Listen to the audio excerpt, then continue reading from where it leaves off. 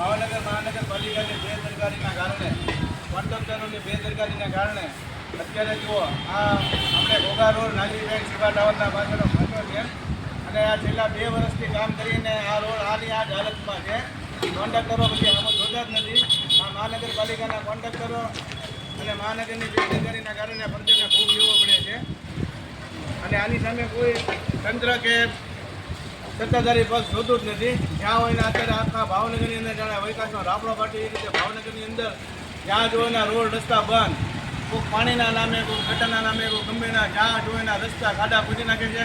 કોન્ટ્રાક્ટરો પોતાના સ્વાર્થ અને કામ પૂરું થાય એટલે કામ પડતું મૂકીને વયા જાય છે અને આવી રીતે બધાને ભોગવનું છેલ્લા આ 6 મહિનાથી સતત ચાલી રહ્યું છે. જ્યાં જોઈએ ને આ ભાજપ સત્તાધારી પક્ષની બેદરકારીના કારણે અને મહાનગરપાલિકાની બેદરકારીના કારણે અને કોન્ટ્રાક્ટરોના બેદરકારીના કારણે પોતાના સ્વાર્થ કામ કરી અને પડતું મૂકીને વયા જાય છે અને આવી રીતે રોડ રસ્તા ખાડા કોઈ ઠેકાણે જાય પછી તંત્ર ધ્યાન દેવામાં આવતું નથી.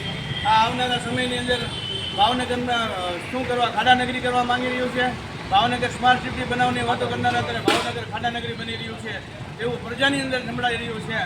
ભાવનગર શહેર કોંગ્રેસ વોર્ડ નંબર 12ના કોંગ્રેસના પ્રમુખ હુસેનભાઈ મંત્રી સરવૈયા પ્રજાની વચમાં જઈને પોતાના પ્રશ્નનો વાચો આપવા આવ્યા હતા.